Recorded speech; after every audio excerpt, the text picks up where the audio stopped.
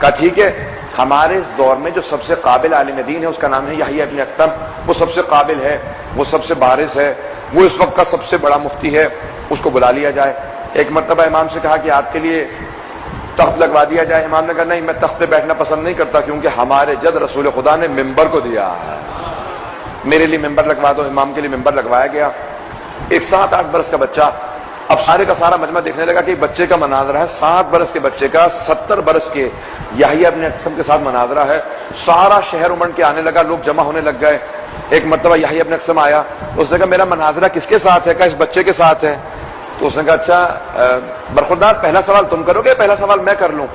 امام نے کہا چاہے تو پہلا سوال کر لے، چاہے تو میں پہلا سوال کر لیتا ہوں۔ کہا اچھا، اتنا خود اعتمادی ہے اس بچے کو، اتنا کانفیڈنٹ ہے کہ بچہ کہ چاہے تو میں سوال کر لوں تو چاہے یہ سوال کر لے گا۔ اچھا پھر پہلا سوال میں کرتا ہوں۔ یحییٰ ابن اکثم نے سوچنا شروع کیا۔ اس نے کہا جو ہمارے فقہ میں سب سے مشکل باب ہے نا وہ حج کا باب ہے، اور حج میں جو سب سے مشکل ہے وہ کفارات ہے۔ 24 چیزیں جب انسان احرام باندھ لیتا ہے نا، حج کا 2 کپڑے باندھ لیتا ہے، تو 24 چیزیں 25 چیزیں حرام ہو جاتی ہیں، انہیں کہتے ہیں تروک۔ شکار کرنا حرام ہو جاتا ہے، آئینہ دیکھنا حرام ہو جاتا ہے، بہت سی چیزیں حرام ہو جاتی ہیں۔ تو اس نے کہا ٹھیک ہے بھائی، سب سے مشکل کام ہے۔ تو اس نے کہا ٹھیک ہے۔ کہا برخوردار یہ بتاؤ کہ اگر کوئی محرم ہو، اس نے احرام باندھا ہوا ہو اور وہ شکار کر لے، تو بتاؤ اس شکار کا کفارہ کیا ہے؟ اب سارا مجمع بہت پریشان ہوا۔ انہوں نے سوچا اتنا سا بچہ اب یہ کہاں سے کفارہ بتائے گا کہ حج کا احرام جو ہے، اگر کوئی احرام باندھے ہوئے اور وہ شکار کر لے تو کیسے اس کو معلوم ہے؟ اتنے سے بچے کو کیا معلوم ہے؟ تو ہم سب بڑے ہیں، ہمیں نہیں معلوم کہ کفارہ کیا ہوتا ہے۔ امام نے کہا تو اپنے پہلے سوال کو درست کر، تیرا سوال ناقص ہے۔ امام نے کہا تیرا سوال ناقص ہے۔ اس نے کہا کیا مطلب؟ سوال ناقص کیسے ہے؟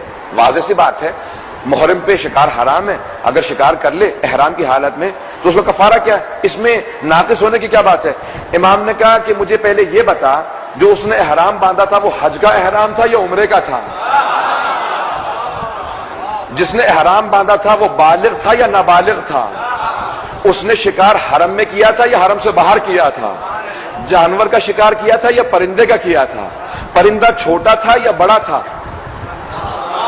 وہ مسئلہ پہلے سے جانتا تھا کہ حرام ہے یا مسئلہ جانتا ہی نہیں تھا؟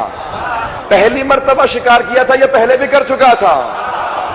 آیا شکار کرنے کے بعد شرمندہ تھا یا نہیں؟ دوبارہ مصر تھا؟ پتہ نہیں تعجب ہے یا نہیں ہے؟ کہ یہ بتاؤ کہ جب اس نے یہ سارے کے سارے دیکھ لیے تھے مسائل، تو اس کو کوئی بتانے والا تھا رات کے وقت شکار کیا تھا یا دن میں شکار کیا تھا؟ امام نے اس کے ایک سوال سے 13 سوالات نکالے، بتا اب تیرا سوال کیا ہے؟ جب اس نے اتنے سوالات سنے نا، اس نے کہا مجھے کچھ معلوم نہیں، میرا سوال کیا ہے؟ اب آپ بتائیے کہ ان میں سب کا الگ الگ سے کفارہ کیا ہے؟ حضرات شیعہ سنی سارے کے سارے فقہ کے اندر یہ جو 13 الگ الگ سے امام نے مسائل بتائے ہیں نا، کہ کہاں پہ گائے ہے، کہاں بکری ہے، کہاں 2 بکریاں ہیں، کہاں صرف استغفار ہے، یہ سارے کفارات ایک 7 برس کے بچے امام محمد تقی نے بتایا ہے۔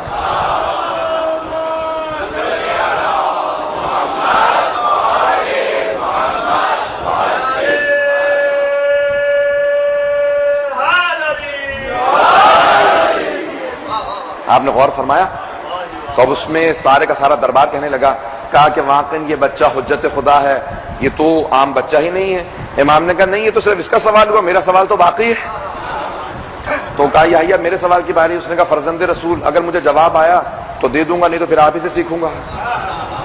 تو امام نے کہا یہ بتا کہ ایک آدمی ہے جس نے فجر کے وقت کسی خاتون پہ نگاہ ڈالی تو نگاہ حرام تھی، ظہر پہ حلال ہو گئی، عصر پہ دوبارہ حرام ہو گئی، مغرب پہ پھر حلال ہوئی، عشاء پہ پھر حرام ہو گئی، تہجد کے وقت پھر حرام تھی، جب صبح ہوئی تو پھر حلال ہو گئی۔ اس نے کہا نہ میں کسی ایسے مرد کو جانتا ہوں نہ کسی عورت کو جانتا ہوں، یہ میرے بس کی بات نہیں ہے۔ تو ایک مرتبہ امام نے کہا ہے کوئی اس دربار میں سوال کا جواب دے سکے؟ سب نے کہا کہ آپ کے علاوہ کوئی سوال کا جواب نہیں دے سکتا۔ امام نے کہا کہ جب اس نے پہلے نے کہا، کیونکہ بچپنا تھا نا، تو امام نے کہا میں جان بوجھ کے ایسا سوال کروں گا تاکہ کوئی یہ نہ کہہ دے کہ یہ بچہ نہیں ہے۔ امام نے کہا بچپنے کے حساب سے امامت کا منصب سمجھاؤں گا۔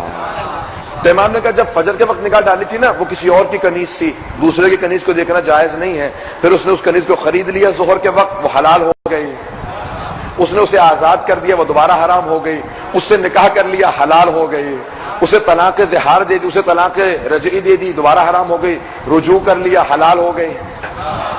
کہا زہار کر لیا جو طلاق کے اقسام میں ہے، کہا کہ زہار پہ دوبارہ حرام ہو گئی، زہار کا کفارہ دیا دوبارہ حلال ہو گئی.